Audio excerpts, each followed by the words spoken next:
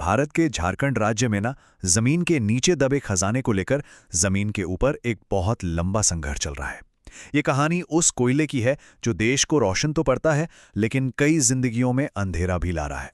इस पूरे मामले को समझने के लिए सबसे पहले ये जानना जरूरी है कि भारत की कुल खनिज संपदा का लगभग 40% हिस्सा, सोचिए, अकेले झारखंड से आता है। और इस खजाने का सबसे कीमती हिस्सा वो है कोयला। देश के कुल कोयला भंडार का करीब 30% यही मौजूद है।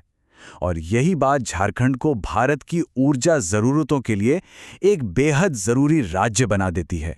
तो अब आते हैं इस कहानी के बिल्कुल सेंटर में, गोंदलपुरा। झारखंड के हजारीबाग जिले का ये एक गांव है जहां पिछले 1000 से भी ज्यादा दिनों से हर रोज एक बड़ी कोयला खदान परियोजना का विरोध हो रहा है। प्रदर्शन कर रहे एक ग्रामीण का ये वाक्य उनके इरादे को बिल्कुल साफ कर देता है।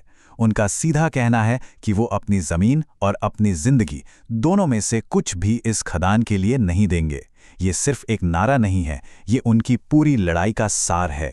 तो आखिर ये पूरा विरोध है किस लिए? देखिए, साल 2021 में केंद्र सरकार ने गोंदलपुरा का ये कोल ब्लॉक अडानी एंटरप्राइजेस को आवंटित किया था। अब ये जो परियोजना है ये 513 हेक्टेयर से भी ज्यादा बड़ी जमीन पर फैली है, जिसमें लोगों के खेत, जंगल और घर सब कुछ आ रहा है। देखिए, ये संघर्ष किसी एक के सही या गलत होने का नहीं है, बल्कि ये दो मजबूत दलीलों का सीधा टकराव है।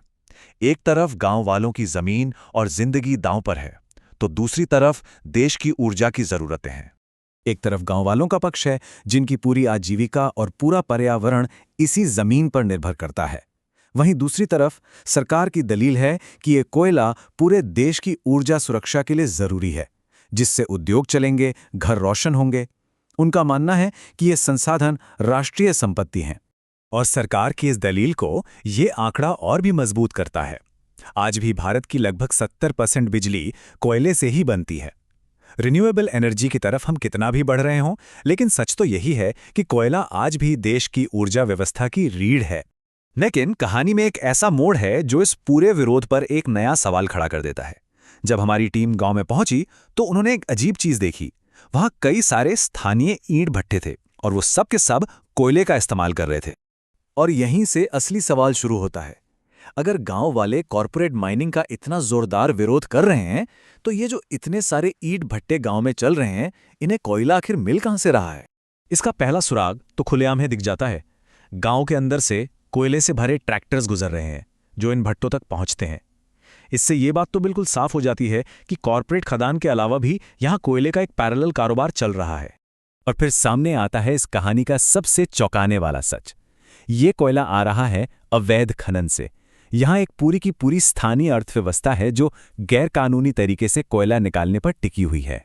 यहां जिस तरीके से खनन होता है उसे रैट होल माइनिंग कहते हैं। मतलब चूहे के बिल जैसी पतली और बेहद खतरनाक सुरंगें खोदना, जिसमें मजदूर अपनी जान जोखिम में डालकर कोयला निकालते हैं। इस अवैध कारोबार का पूरा चक्र बहुत सीधा सा है। मजदूर इन असुरक्षित खदानों से कोयला खोदते हैं, ट्रैक्टर उसे ईंट भट्टों तक पहुंचाते हैं और इस पूरे ऑपरेशन को एक स्थानीय माफिया कंट्रोल करता है, जिसका उस इलाके में दबदबा है। अब जरा सोचिए, एक तरफ प्रस्तावित कानूनी खदान के खतरे हैं और दूसरी तरफ ये रोज का असली खतरा। अवैध खनन में मजदूरों के पास ना कोई सेफ्टी होती है, ना कोई इंश्योरेंस। खदान धंसने से मौत का डर और माफिया का शोषण, यही उनकी रोज की हकीकत है। तो अब हमारे सामने दो तस्वीरें हैं। एक तरफ प्रस्तावित कानूनी खदान का विरोध हो रहा है और दूसरी तरफ चल रही अवैध खदानों की कठोर सच्चाई। और ये गोंदलपुरा के लोगों के लिए एक बहुत ही जटिल सवाल खड़ा करता है।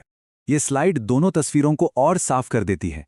एक तरफ कानूनी खदान है जो सरकार या कॉर्पोरेट के कंट्रोल में होती, जहां कुछ नियम और सुरक्षा होती, और दूसरी तरफ हैं मौजूदा अवैध खदानें जो पूरी तरह से स्थानीय माफिया के कंट्रोल में हैं, जहां सिर्फ और सिर्फ शोषण है। तो फिर लोग इस अवैध सिस्टम के खिलाफ आवाज क्यों नहीं उठाते? वजह है डर और मजबूरी।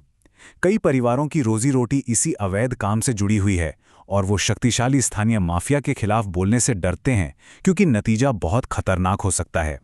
और अंत में हम इसी सवाल पर आके रुक जाते हैं। गोंदलपुरा एक दोराहे पर है।